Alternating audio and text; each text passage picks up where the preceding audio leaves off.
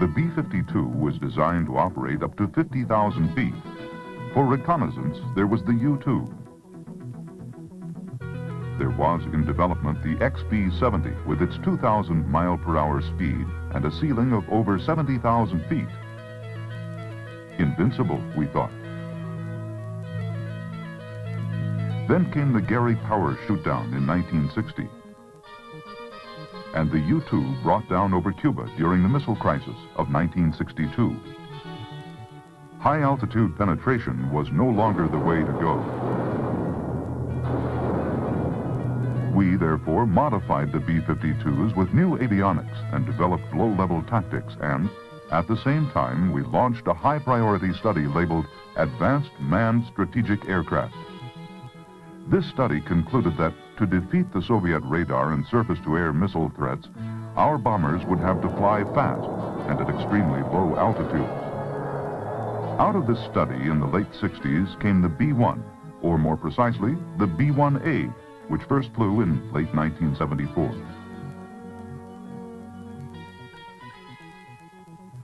While the procurement of the B-1A and its introduction into the strategic force was canceled in 1977, 4 of these airplanes were built and the flight test program continued.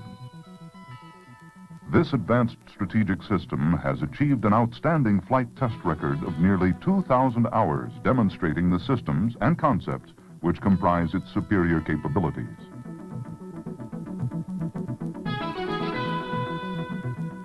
In 1982, when the B-1 program was regenerated by the President and the Congress, it inherited an extensive amount of test data which provided the technical impetus for the development of the B-1B. The B-1B, with all its improvements, is scheduled to be in full force of 100 aircraft by 1988. In view of our strategic missiles and submarine capabilities, why do we need a manned bomber, and why the B-1B? Our nation's posture of deterrence has long relied on what we call the triad of strategic weapons. The intercontinental ballistic missiles, 1,000 of them in hardened shelters, provide an adversary with an enormous problem to neutralize. Our submarine force, securely hidden under the sea, provides sea-launched ballistic missiles which further complicate the enemy's defensive problem. The manned bomber, which can employ a variety of tactics under positive control, offers the most flexible of the 3 elements of the triad. Together, these forces dilute the Soviets' defensive efforts. They cannot concentrate their resources on 1 or 2 predictable systems, but must always consider the 3rd and less predictable system. The manned bomber is highly versatile. It flies daily. It can be seen by citizens of this country who are reassured by its presence. It can be seen by potential adversaries when used as a diplomatic tool to demonstrate national resolve.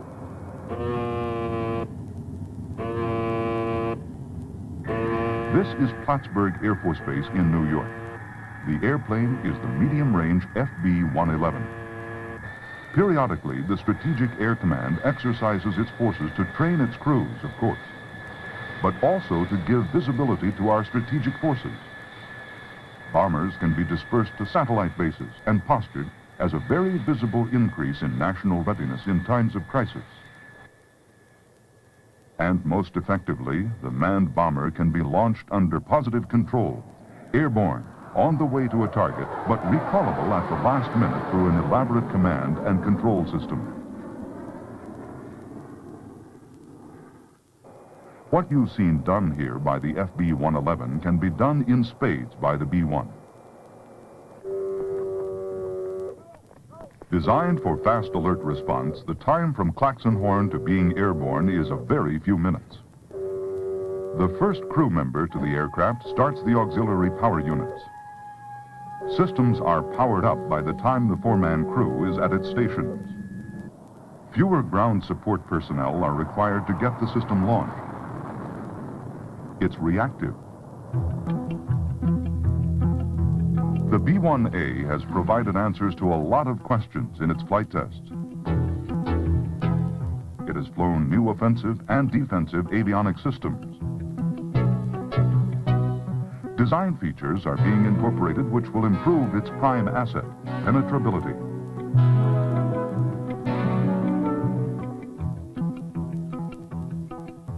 A variety of electronic countermeasures will make it possible to defeat the enemy's efforts to acquire and track this airplane.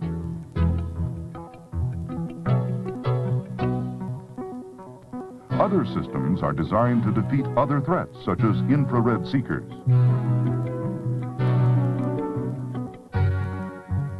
Its low-level, high-speed performance provides great problems for an enemy's defenses. It is a capable penetrator. Phased array radar technology is used in both its defensive electronic countermeasures and its combined attack and terrain following radar systems. Much of the technology has derived from the highly successful F-16 phased array radar system. The ALQ-161 defensive avionics system was originally designed for the B-1A. The protracted flight test program has resulted in improvements which make it much more effective than anticipated in the early stages of development. Its reprogrammable design will permit quick adaptation to changing threats. One of the most significant improvements from the B-1A to the B-1B will be its improved capability to penetrate Soviet defenses. The great reduction of the radar cross-section of the airplane.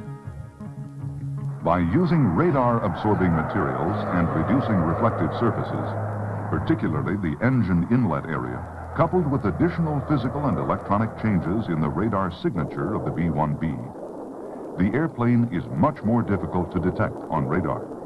The B-1B radar image is 10 times smaller than that of the B-1A, which was already much smaller than the B-52. Graphically, it looks like this. The B-52 signature, the B-1B. Add to this cross-section the terrain masking provided by the low-level flight system, traveling fast, just under the speed of sound, and you can see why the B-1B is called a penetrator. What can the B-1 deliver in the way of munitions? Here is another area of superiority. Its maximum gross weight will be 477,000 pounds. 125,000 of that will be deliverable payload, 75,000 pounds in its weapons bays, and an additional 50,000 pounds on external hardpoints under the fuselage.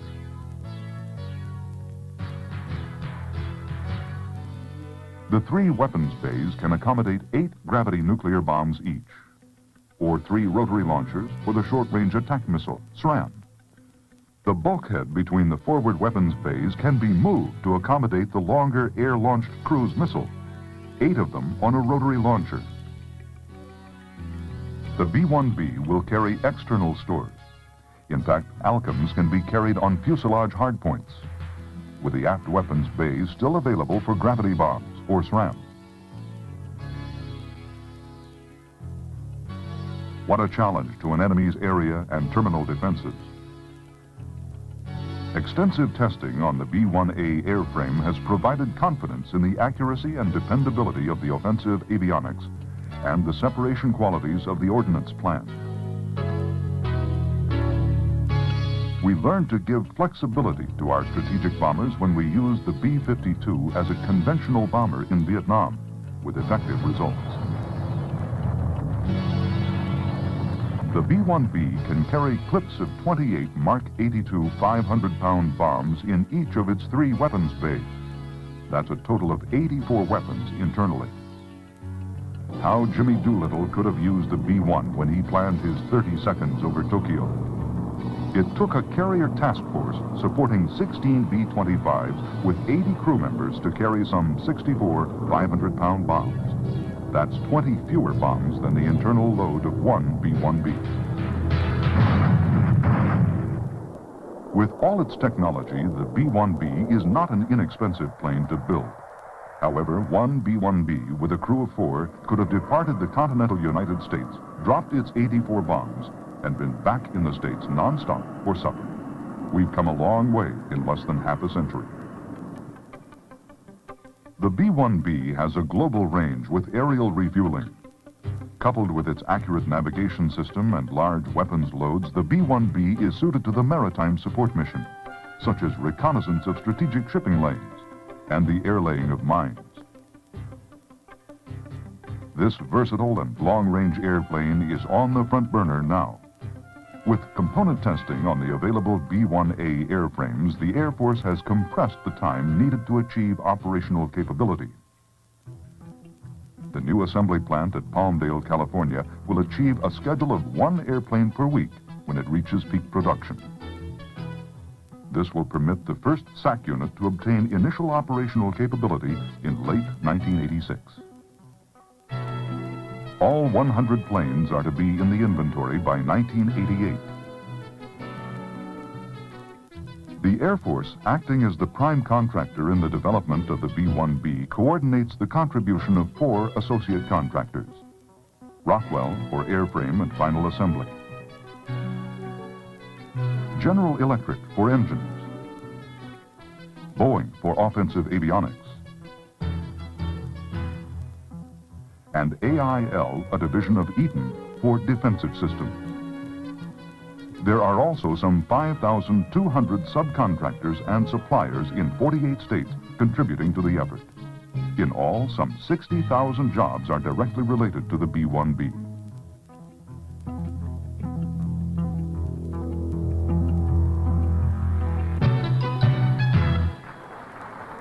This is the B-1B.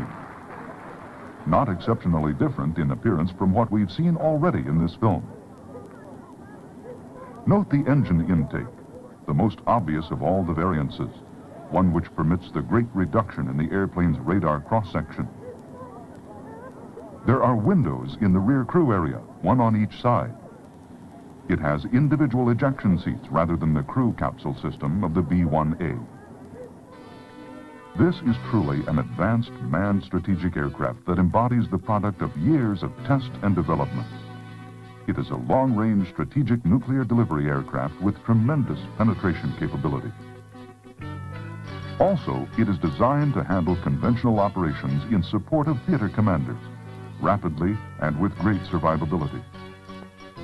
With sophisticated navigational systems and long range and endurance, the plane is able to fill the maritime support role.